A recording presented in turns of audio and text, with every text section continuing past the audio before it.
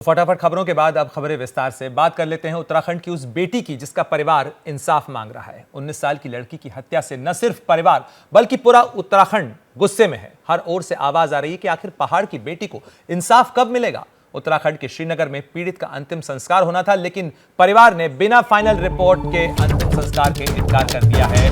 और उत्तराखंड मर्डर से जुड़ी इस वक्त की बड़ी खबर भी आपको बता दें, नाराज लोग श्रीनगर में धरने पर बैठ गए हैं। जिस तरीके से हम आपको बता रहे हैं कि परिवार ने इस बात से इनकार कर दिया है कि जब तक फाइनल पोस्टमार्टम रिपोर्ट नहीं आती बेटी का अंतिम संस्कार नहीं होगा। और इसको लेकर लोगों की नाराजगी सड़कों पर भी फूटती नजर आ रही है। बद्रीनाथ हाईवे को भी फिलहाल बंद कर दिया गया है। श्रीनगर में लोग धरने पर बैठ गए हैं। नाराज लोग श्रीनगर में धरने पर बैठे हुए हैं और उनके साथ परिवार भी मौजूद है। बद्रीनाथ हाईवे पर धरने पर लोगों के बैठने से फिलहाल यातायात बाधित हो रहा है और लोगों की ये नाराजगी उत्तराखंड में 19 साल की उस लड़की के लिए न्याय की गुहार को लेकर नजर आ रही है जिसकी हत्या हो गई थी। और उसका शव बरामद होने के बाद से परिवार और साथ ही उत्तराखंड के लोग खासे नाराज हैं और इसमें लापरवाही के आरोप लग रहे हैं। तो आपको बता दें कि उत्तराखंड मर्डर केस को लेकर लोगों का गुस्सा सड़कों पर फूटा है। श्रीनगर में धरने पर लोग बैठ गए हैं। बद्रीनाथ हाईवे पर धरने पर लोगों के बैठने के कारण आवाजाही फिलहाल प्रभावित हो रही है। इस बीच दोषियों को फांसी देने की मांग ये तमाम लोग कर रहे हैं जो इस समय धरने पर बैठे हुए हैं। ऋषिकेश में लड़की की हत्या का ये पूरा मामला है। एक रिसोर्ट में ये लड़की काम करती थी। परिवार ने अंतिम संस्कार से मना कर दिया है, ये कहते हुए कि जब तक फाइनल पोस्टमार्टम रिपोर्ट नहीं आती, परिवार को सौंपी नहीं जाती, हत्या के या मौत के कारणों का पता नहीं लग जाता, तब तक अंतिम संस्कार नहीं किया जाएगा। और इसी को लेकर फिलहाल लोगों ने जाम लगाया है, वहां धरने पर बैठ गए हैं और पौड़ी के डीएम ने परिवार से मुलाकात की है। फिलहाल वो परिवार को मनाने की कोशिश करने के लिए पहुंचे थे, लेकिन परिवार फिलहाल नहीं माना है। और पीड़ित के दोस्त से हुई थी आरोपी की बात, ये बात भी अब खुलकर सामने आ रही है। उत्तराखंड मर्डर केस में जो बड़ा खुलासा हुआ है, आपको बता दें कि वारदात के बाद बीजेपी के नेता का बेटा और आरोपी पुलकित आर्य पीड़िता के दोस्त को गुमराह करने की कोशिश कर रहा था। पीड़िता के दोस्त ने पुलकित को फोन किया था, लेकिन वो पीड़ित के बारे में जानकारी देने की जगह इधर उधर बातें घुमाता रहा। बार बार पीड़ित का दोस्त पूछता रहा कि आखिर लड़की कहां है, लेकिन पुलकित एक भी बात का खुलासा नहीं कर रहा था, बल्कि बहाना बनाता रहा। तो ये बात भी अब सामने आ रही है कि किस तरीके से जो मुख्य आरोपी है पुलकित, उसने इस पूरे मामले में बातचीत को घुमाने की कोशिश की, सबूतों को छुपाने की कोशिश की।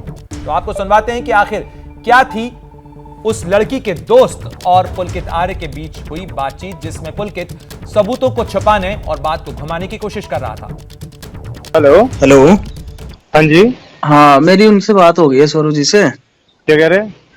कुछ नहीं बोल रहे कि मैं सर्च तो कर रहा हूँ, अभी मिल नहीं रहे है ना यहाँ पे कहीं पे भी। अच्छा हाँ, अच्छा मेरे को एक बात बताइए। हाँ, आपका फोन क्यों लिया था उन्होंने? मेरा फोन, उसका फोन स्विच ऑफ हो गया था, बैटरी डाउन हो गई थी उसकी, उसे तुमसे बात करनी थी। जब मैंने आपको फोन किया था ना 9 बजे। हाँ, जब मैंने आपको लास्ट टाइम पे फोन किया था, हाँ जी। तो उस टाइम पे वो मेरे साथ ही थी और उसने मेरे से मेरा फोन लिया और उसके बाद फिर मैंने उसे कहा कि फोन दे दे। उसने कहा कि मैं आपको मॉर्निंग में दे दूंगी फोन। और आपने दे दिया? भाई मेरे फोन में मुझे रात में क्या करना था फोन का? अच्छा जी, ठीक है, चलो कोई बात नहीं। रात में मुझे फोन का क्या करना था? मेरा फोन तो उसी के पास था। रात को? हाँ। तो मेरे को तो फोन तो नहीं किया उन्होंने। क्या? मेरे को फोन नहीं किया फिर भी। अच्छा। उल्टा मैंने 3 बार किया, उन्होंने उठाया नहीं। फिर ऐसा कैसे हो सकता है बताइए? भाई देखो, तुम्हारी क्या बात? अगर आपका फोन उनके पास है और मैं 3 बार रात को कॉल कर रहा हूँ तो मेरे फोन पे भी क्या आपने? हाँ, आपके फोन पे। तो मेरा फोन भी घंटी बजी? हाँ जी। और मेरा फोन घंटी बजी और मेरा फोन भी नहीं उठाया? नहीं, मैं वही कह रहा हूँ। ये रात की बात है, कोई 10:30 कितने बजे? 10 साढ़े 10 बजे की बात है। 10:30 बजे तो हम लोग सो रहे थे हमारे रिसोर्ट में। अच्छा।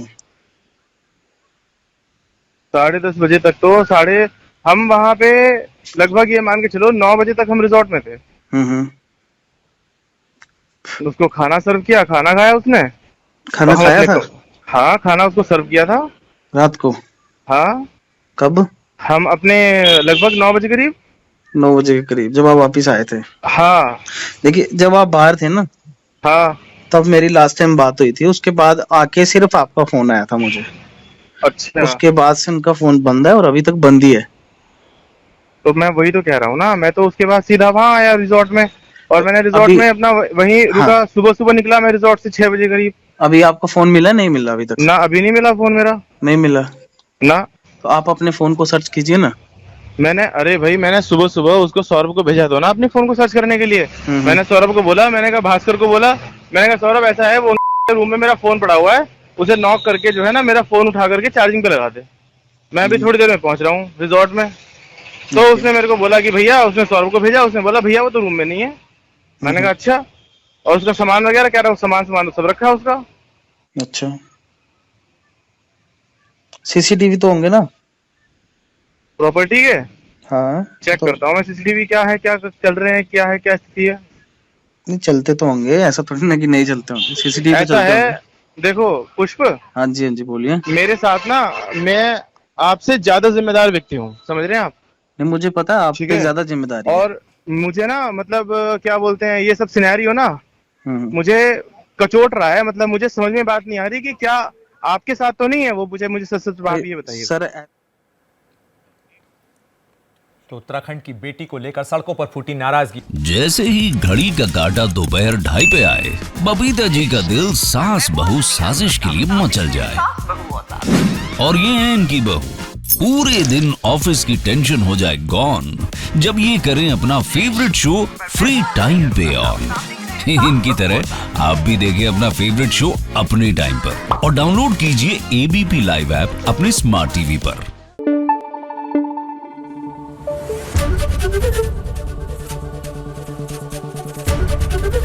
एबीपी न्यूज आपको रखे आगे।